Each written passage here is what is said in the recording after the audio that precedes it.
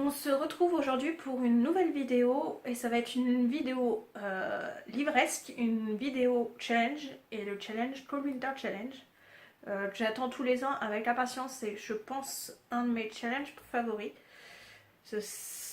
Même si en général je ne lis pas mes livres en fonction des saisons, c'est vrai que pour ce challenge-là,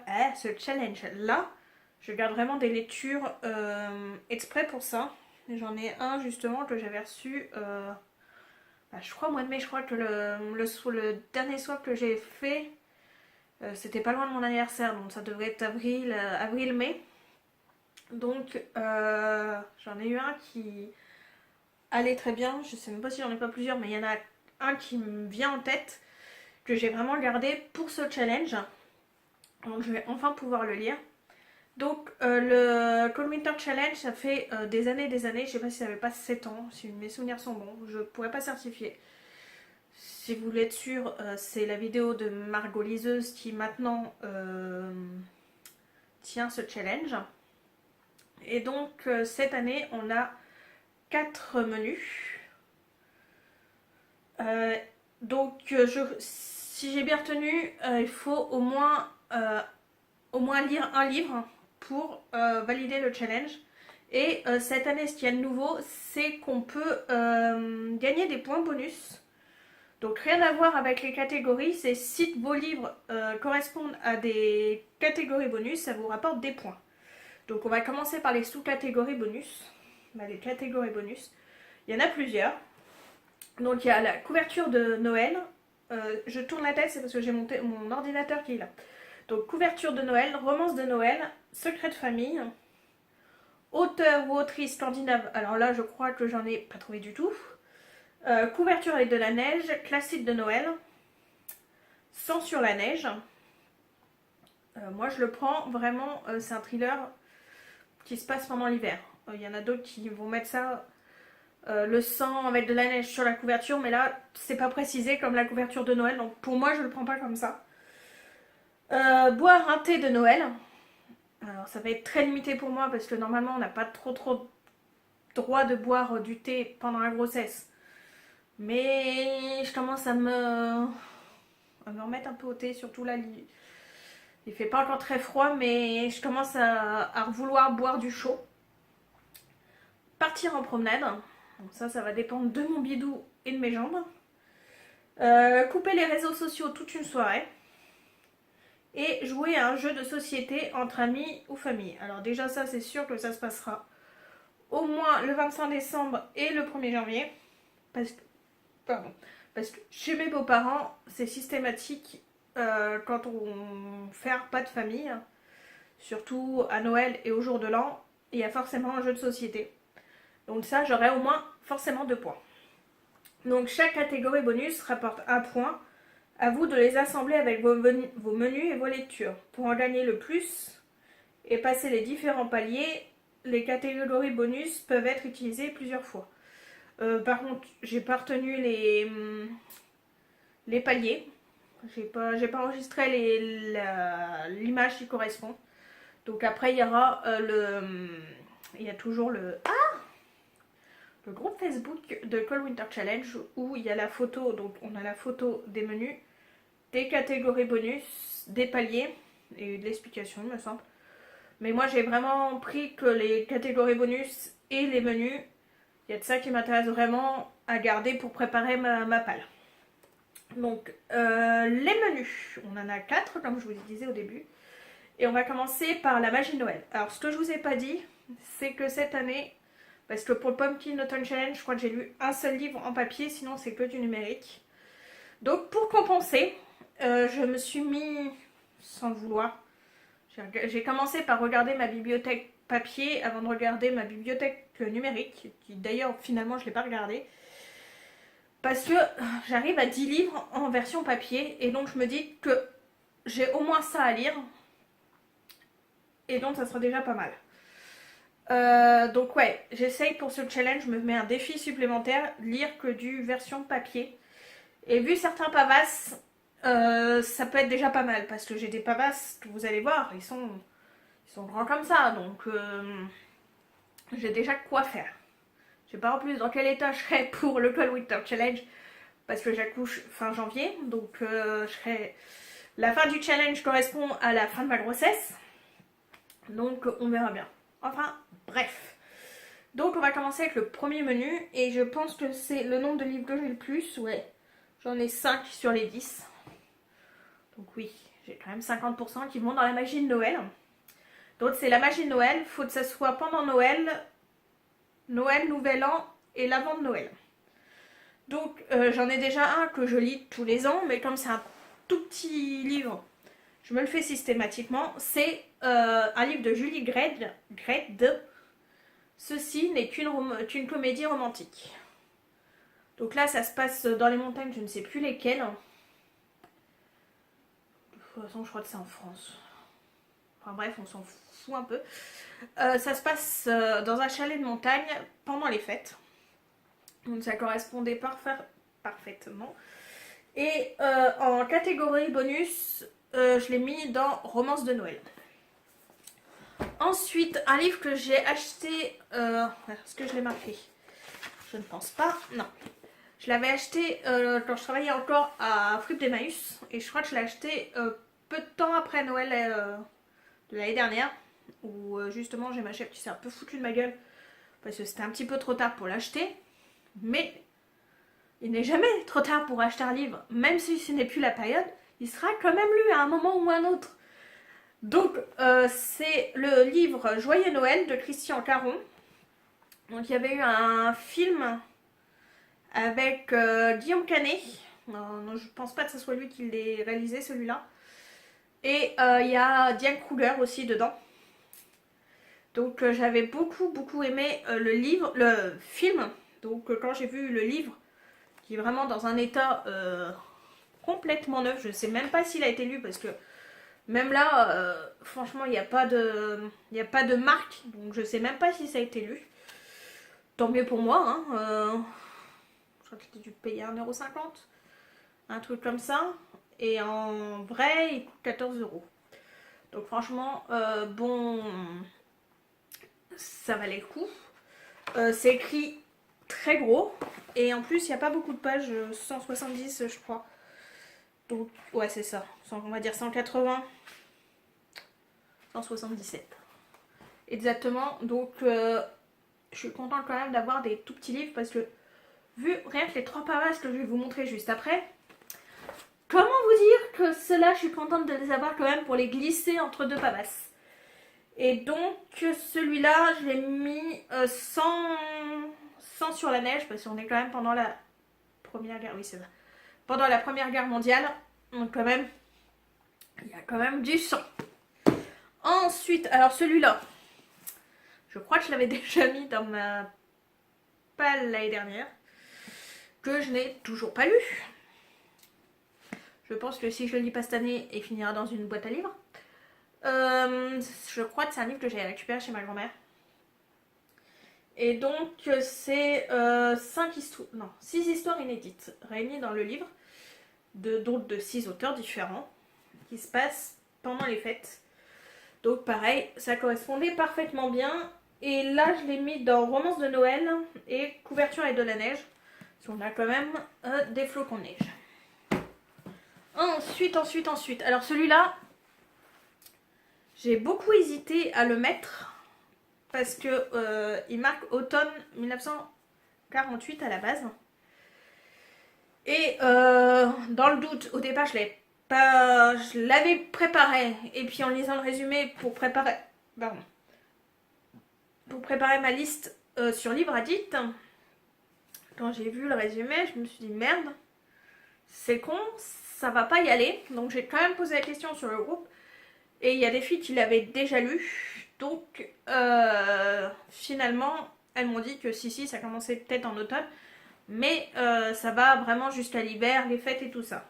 Et donc c'est un tome 1, c'est Broadway Limite, et le tome 1 c'est Un dîner avec Gary Grant. C'est Malika Ferdejouk. Hop, je vous le mets, ça sera plus simple parce que vu toutes les consonnes, c'est un peu compliqué pour moi. Et donc oui, ça se passe dans un dans une pension de jeunes filles en 1948 où il y a un Français qui arrive, mais en fait il s'appelle Jocelyn. Et donc en anglais ils le lisent Jocelyne, donc ils pensent que c'est une fille qui va arriver et non c'est un mec. À part que la pension est exclusivement féminine, donc on va suivre cette aventure là si j'ai bien compris. Je sais plus où je l'avais eu celui-là. Un grand mystère, je sais pas si je l'ai acheté sur au boulot ou si je l'avais reçu au dernier swap. Un des deux, enfin bref. Donc là par contre, ouais, c'est un gros pavasse de 600 pages. Bon, même si c'est écrit assez gros, c'est quand même 600 pages à lire.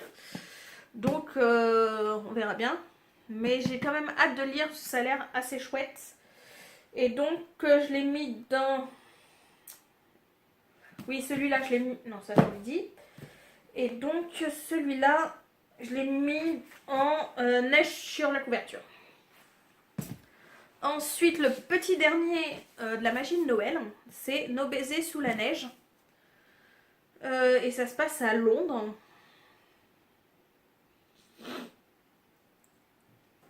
Et donc on va suivre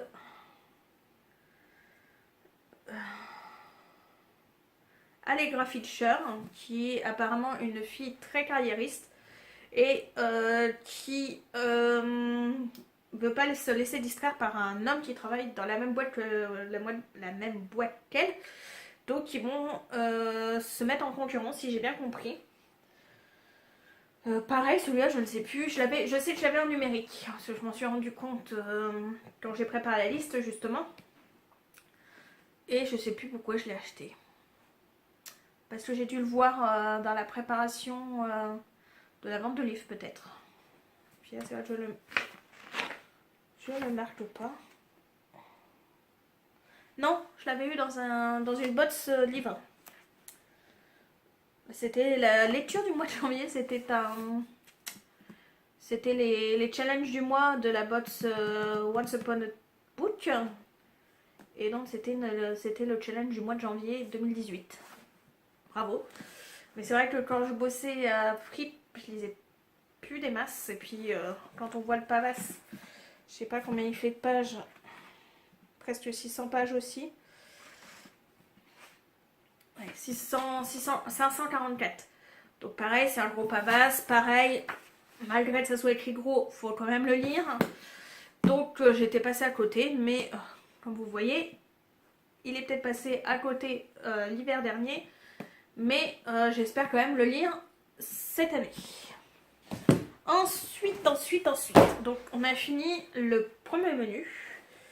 On a le deuxième menu. Non. Deuxième menu, c'est Flocon magique. Conte, réécriture de contes, légende, fantaisie, fantastique. Alors pour la partie fantaisie, fantastique, bah même pour les autres, c'est pas obligé que ça se passe pendant l'hiver. Là, c'est vraiment libre. Donc j'en ai mis qu'un, il me semble, si je dis pas de bêtises. Ce qui peut m'arriver, mais il me semble pas. Non, c'est ça. J'en ai mis qu'un et je l'ai lu l'an dernier. Donc on verra bien. Là, je me donne pas d'obligation, mais je sais que je l'avais bien aimé. C'est les lettres du Père Noël de Tolkien. Donc c'est les lettres qu'il a écrites au Père Noël. Il se prend pour le Père Noël et il écrit des lettres à ses trois fils, il me semble, pendant des années. Et donc c'est les lettres qu'on voit. Il invente vraiment tout un univers du Père Noël qui l'accompagne. Les histoires avec les personnages entre le Père Noël et les personnes qui l'accompagnent. J'avais trouvé ça vachement intéressant. Je pense que je lui ai même mis une assez bonne note. Dans mes souvenirs, il m'avait vraiment plu. Donc, je l'ai mis dans couverture de Noël, couverture avec de la neige et classique de Noël. Bien entendu, du Tolkien pour moi, c'est un classique. Ensuite.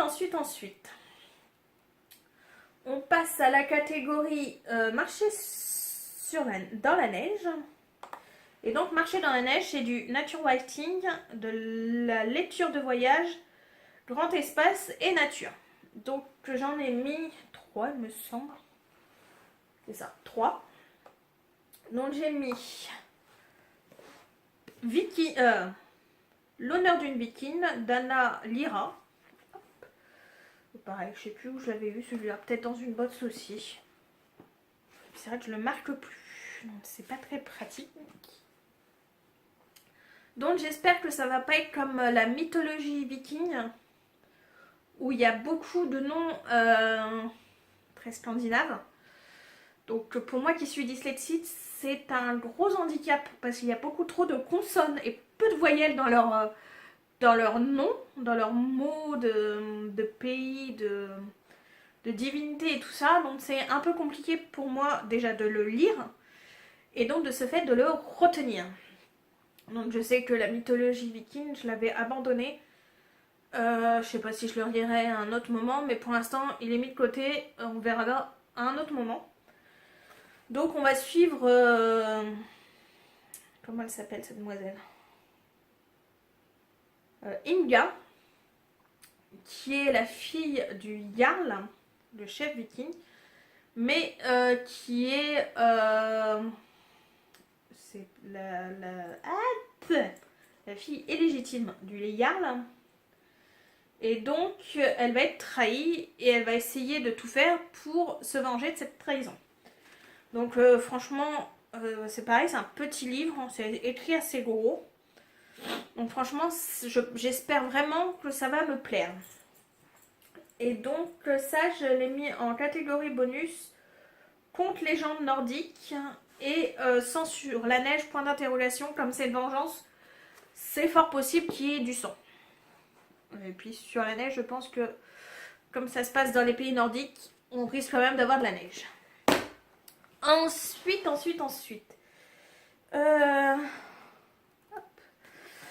C'est ce livre-là que je vous parlais, que j'avais eu au swap du mois de mai.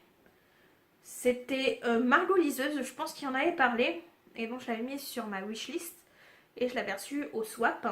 Et c'était le livre qui était dans ma bibliothèque. Savais qu'il allait être sorti. Mais j'attendais le Cold Winter pour le lire parce qu'un hiver long et rude. Quand on voit la couverture, tu te dis que c'est un petit peu obligatoire.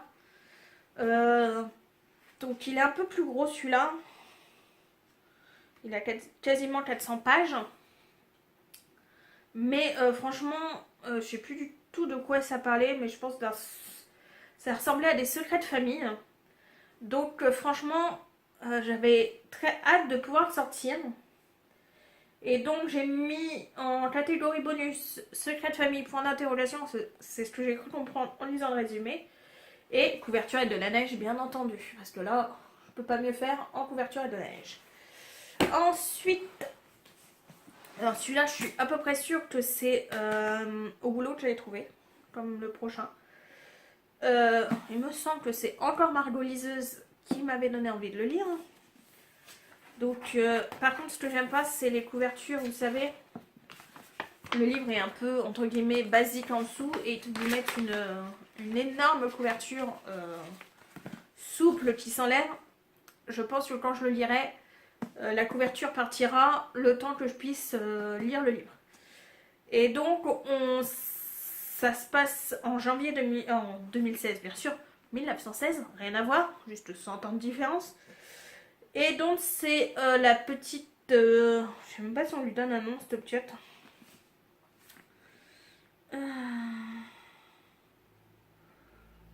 Je ne le vois pas comme ça.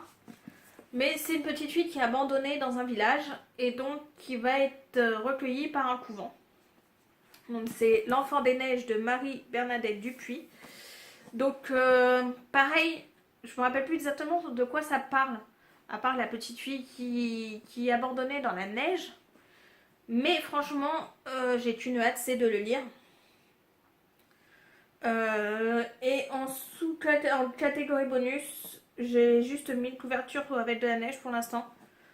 Comme je sais pas trop exactement comment ça va partir, s'il va y avoir des secrets de famille, du sang, je ne sais pas. Donc pour l'instant, il a que cette catégorie bonus là de noter. Et pour finir avec la dernière catégorie, j'ai l'impression de faire un marathon, c'est un truc de ouf. Vive la grossesse. Et donc la dernière catégorie, c'est stalactite ensanglantée, donc polar, thriller, policier, roman à énigme. Et donc j'ai pris L'inconnu de Queen's Gate, une enquête de Bess Huntley. Donc c'est un tome 2 par contre, j'ai pas lu le tome 1, donc j'espère que je serai pas trop perdue. Donc il se présente comme ceci. Et donc ça se passe pendant l'année 1899. Donc on a un meurtre et ça se passe pendant la période de Noël. J'aurais pu le mettre dans la magie de Noël, mais bon, je me suis dit que en livre papier j'avais que ça parce que j'ai pas mal de thrillers qui se passent pendant Noël mais en numérique, et celui-là il se passe pendant Noël et il est en papier, donc c'était celui-là que j'allais mettre de toute façon. Pareil, c'est un avantage, c'est que c'est écrit assez gros. J'ai quand même des livres, ça va, ils sont peut-être assez gros, mais écrit gros. Donc j'espère que ça va aller plus vite à lire que certains poches où c'est écrit, limite il faut prendre une loupe pour pouvoir le lire. Et là tu dis, c'était le gang des rêves. Le gang des rêves. Alors déjà les pages de certains poches sont d'une finesse monstrueuse. Et ça a été écrit tout petit. Donc c'est pour ça que je sais que je l'avais téléchargé en numérique. Ouais, c'est ça, je l'avais téléchargé en numérique. Parce qu'il s'abîmait vachement dans mon sac à main. Parce qu'en plus, il faisait presque 1000 pages, je crois. Donc je l'avais pris en numérique. Mais franchement, là, je suis contente. Parce que c'est écrit quand même assez gros. Donc, enfin bref, je m'égare. Donc je l'ai mis dans secret de famille en catégorie bonus. Je l'ai mis en secret de famille, couverture avec de la neige. Hop. Et sans sur la neige, étant donné que c'est un thriller et qu'ils expliquent qu'il y a un meurtre. Donc théoriquement, à moins que ça soit du poison. Non, c'est marqué poignardier. Donc je pense qu'il y a quand même un minimum de sang. Donc voilà. Donc j'espère que ma sélection vous a plu. Je pense que je vais bien m'éclater dans mes lectures du hivernal. Je sais que je me suis déjà bien éclatée sur Pumpkin Autumn Challenge. Il y aura d'ailleurs un point lecture dans pas très longtemps sur mes lectures de novembre pour ce challenge, parce que de toute façon je n'ai lu que pour ce challenge. Donc voilà. Donc j'espère que ma sélection là pour le Cold Winter Challenge vous a plu. Moi franchement elle m'attire très fortement. Heureusement, vous allez me dire, en même temps c'est ma palle, si déjà ça m'attire pas trop, ça va être compliqué, mais là pas du tout. Enfin bref, voilà, la vidéo est finie. J'espère qu'elle vous a plu, que vous avez passé une bonne journée ou que vous avez passé une bonne journée. Et je vous dis au revoir pour une prochaine vidéo. Au revoir.